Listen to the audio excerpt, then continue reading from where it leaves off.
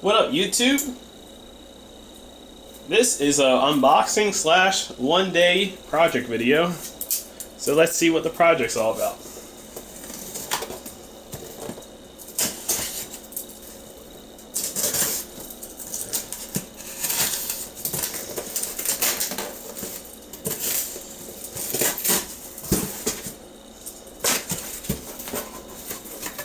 So from Amazon, and actually this package got delayed because of a train derailment from UPS. And what I have here is a Foscam F19804P outdoor wireless IP camera. And actually this is not the camera I ordered. It's a different one. So let me go and check the order. I don't think that's the right number. Well, I'm back and I didn't know what I was talking about. This was the camera I ordered. So I got this because I wanted to see how they were. You know, they made the news recently because people set up these cameras like the baby monitor types and they don't change their passwords. And you can browse and watch people's baby monitors. But I thought I'll set one up on my balcony, and I want to try to create one of those weather webcams from Weather Underground, to see if I can get it working. And see how good this wireless camera is. So let's open it up.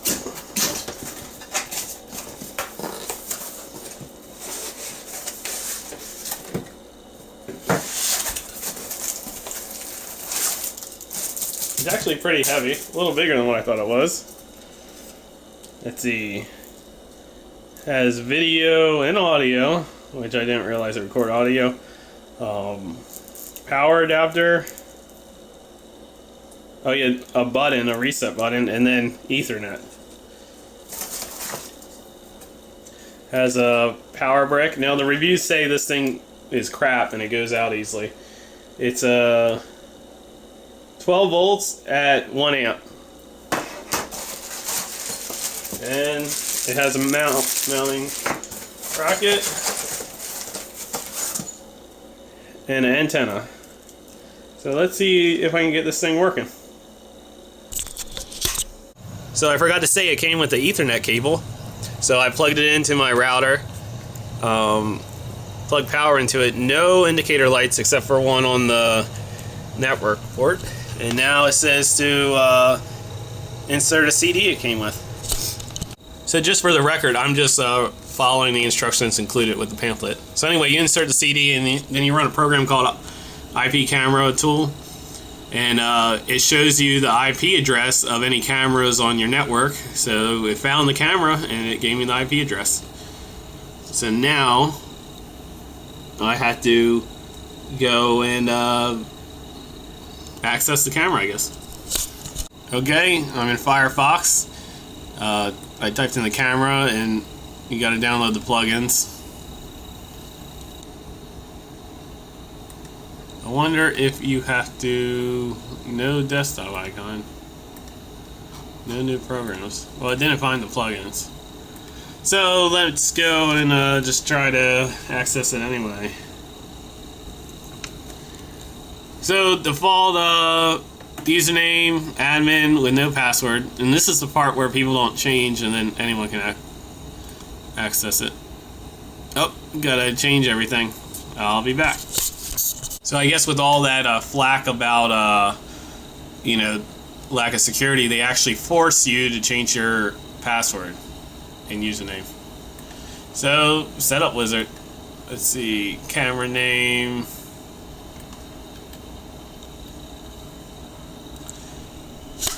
Well, I went through the setup, pretty self-explanatory, and I got everything working with no problems. But I inputted my wireless settings, and the MAC address was listed on the back of the camera. I use a MAC filter, so only MAC addresses I approve can connect wireless. But this is still connected to the Ethernet, so let me unplug the cable and see if it works wireless. And now we're wireless. So what happened was, when I unplugged the Ethernet cable, it automatically switched over to wireless, but it changed the IP address. So I had to run the IP address, that IP camera tool again, find the new IP address, and then I was able to find the camera.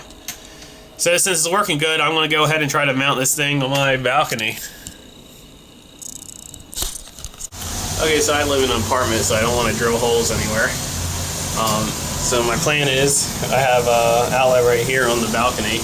I'm going to make a bracket out of this plastic stuff to screw into this hole here, and then mount it right here, and then my electrical outlet's down there.